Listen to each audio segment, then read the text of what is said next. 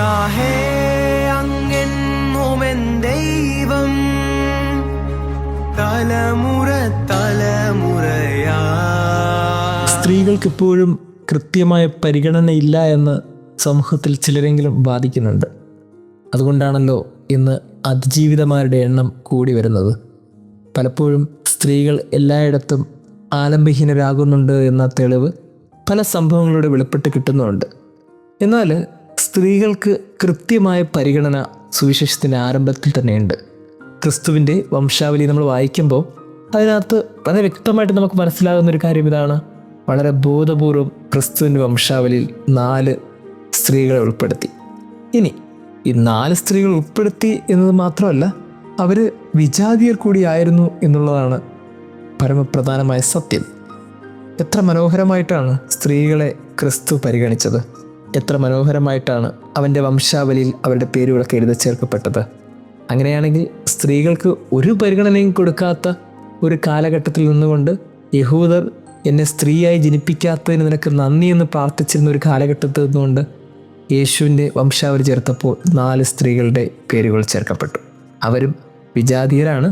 ഇനി വിജാതീയർ മാത്രമല്ല, അതിലൊരാൾ വേശ്യയാണ്. അങ്ങനെയാണെങ്കിൽ ഈ അവൻ്റെ പാരമ്പര്യം പറയാനുണ്ടാകുന്നിടത്ത് ഒരു വേശ്യ കൂടി ഉണ്ടായിരുന്നുവെന്ന് പറയുമ്പോൾ അതിൻ്റെ അർത്ഥം എന്താണ്? ഇത്രയേ ഉദ്ദേശിക്കുന്നുള്ളൂ, എല്ലാവർക്കും അവൻ്റെ സ്വർഗ്ഗരാജ്യത്തിടമുണ്ട്. അതാണല്ലോ ഇതിനു മുമ്പുള്ള ദിവസങ്ങൾ നമ്മൾ സുവിശേഷത്തിൽ വായിച്ചത്. നിങ്ങൾക്ക് മുമ്പേ ചുങ്കക്കാരും പാപികളും വേശ്യകളുമായിരിക്കും സ്വർഗ്ഗരാജ്യത്തിൽ പ്രവേശിക്കുന്നത്. യേശുവിൻ്റെ അപ്പൂപ്പന്മാരുടെയും അമ്മൂമ്മമാരുടെയും കണക്കെടുത്താൽ അതിലൊരു വേശ്യയുണ്ടായിരുന്നു. ഇനി ആ വേശ്യയുടെ പേര് റാഹാബ് എന്നാണ്. മറ്റ് സ്ത്രീകളാണ് യൂദായുടെ മരുമകൾ കാനാൻകാരിയായ താമാർ, മോവാബിയായ റൂത്ത്, പിന്നീട് ബേത്ഷബയെ നമുക്ക് സുപരിചിതമാണ്. ദാവീദ് ഊറിയായി തന്ത്രപൂർവ്വം വകവരുത്തിയിട്ട് അവൻ്റെ ഭാര്യയെ സ്വന്തമാക്കിയില്ലേ, ആ സ്ത്രീയുടെ പേരാണ് ബേത്ഷബ. അങ്ങനെയാണെങ്കിൽ ക്രിസ്തുവിൻ്റെ വംശാവലി എടുത്ത് നോക്കുമ്പോൾ കൃത്യമായ റിസർവേഷൻ അവിടെ ഉണ്ടായിരുന്നു. അതിൽ വിജാതീയരായിരുന്നു, അവർ ഔട്ട്കാസ്റ്റായിരുന്നു. അപ്പം അവർ ഏറ്റവും മോശപ്പെട്ട ജീവിതം ജീവിച്ചു എന്ന് ഗ്രന്ഥത്തിൽ പോലും എഴുതപ്പെട്ടവരായിരുന്നു. എത്ര മനോഹരമായി ക്രിസ്തുവിൻ്റെ വംശാവലി അവരുടെയൊക്കെ പേരുകൾ വന്നു. അങ്ങനെയാണെങ്കിൽ ഈ സുവിശേഷ ഭാഗം നമുക്ക് നൽകുന്ന ഒരു പ്രത്യാശ എന്താണെന്ന് വെച്ചാൽ, നമ്മൾക്ക് എത്ര പാപികളാണെങ്കിലും അവൻ്റെ ഹൃദയത്തിൽ ഇടം പിടിക്കാൻ നമുക്കിനിയും അവസരമുണ്ട്. നമ്മൾ എത്ര മോശക്കാരാണെന്ന് സമൂഹം വിധി എഴുതിയാലും അവൻ്റെ പാരമ്പര്യത്തിൻ്റെ കണക്കിൽ നമ്മളുടെ ചോരയും ചേർക്കപ്പെടും. ചെയ്യേണ്ടത് ഇത്ര മാത്രമേ ഉള്ളൂ, പഴയ ജീവിതം മറന്ന് പുതിയ ജീവിതത്തിലേക്ക് എത്തുക. അതാണല്ലോ ആഗമനകാലത്തിൻ്റെ ക്ഷണം. ദൈവം നമ്മെ അനുഗ്രഹിക്കട്ടെ. ഭയമോ ഇനി എന്നിൽ സ്ഥാനമില്ല, എൻ ഭാവിയെല്ലാം താതൻ കരങ്ങളിലാ. നിരാശ ഇനി എന്നെ തൊടുകയില്ല, പ്രത്യാശയാൽ അനുദിനം വർദ്ധിക്കട്ടെ. ഭയമോ ഇനി എന്നിൽ സ്ഥാനമില്ല, എൻ ഭാവിയെല്ലാം താതൻ കരങ്ങളിലാ. നിരാശ ഇനി എന്നെ തൊടുകയില്ല, പ്രത്യാശയാൽ അനുദിനം വർദ്ധിക്കട്ടെ. യാഹേ അങ്ങെന്നുമെൻ ദൈവം തലമുറ തലമുറയാ.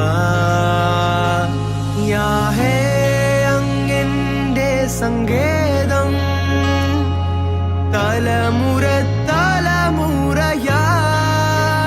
നീ മയങ്ങുകില്ല, നീ ഉറങ്ങുകില്ല, ഇസ്രായേലിൻ പരിപാലകത്താ. നീ മയങ്ങുകില്ല, നീ ഉറങ്ങുകില്ല, ഇസ്രായേലിൻ പരിപാലകത്താ.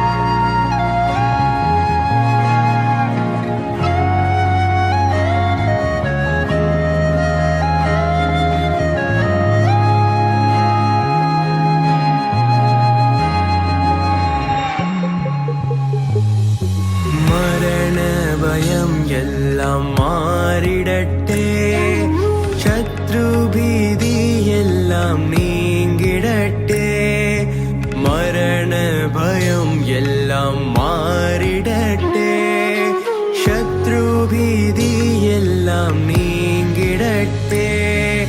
മരണത്തെ ജയിച്ചവൻ, ശത്രുവെ തകർത്തവൻ, സകലത്തിലും മീതെ ഉന്നതനാം. മരണത്തെ ജയിച്ചവൻ, ശത്രുവെ തകർത്തവൻ, സകലത്തിലും മീതെ ഉന്നതനാം. യാഹേ അങ്ങെന്നുമെൻ ദൈവം, തലമുറ തലമുറയാ. യാഹേ അങ്ങെന്റെ സങ്കേതം, തലമുറ തലമുറയാ. നീ മയങ്ങുകില്ല, നീ ഉറങ്ങുകില്ല. ഇസ്രായേലിൻ പരിപാലകത്താ നീ മയങ്ങുകില്ല, നീ ഉറങ്ങുകില്ല. ഇസ്രായേലിൻ പരിപാലകത്താ.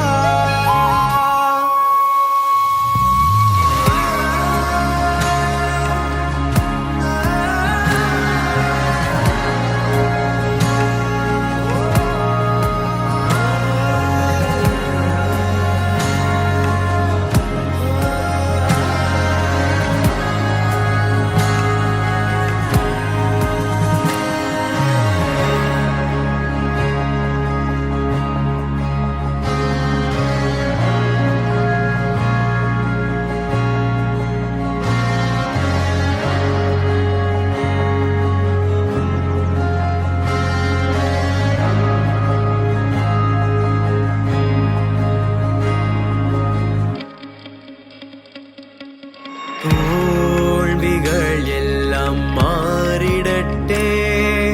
രോഗങ്ങൾ ക്ഷീണങ്ങൾ നീങ്ങിടട്ടെ.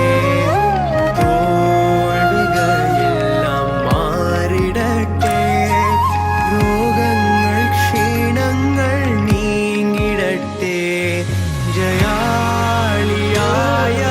രോഗിക്കു വൈദ്യൻ, സർവശക്തൻ എന്റെ രക്ഷയല്ലോ.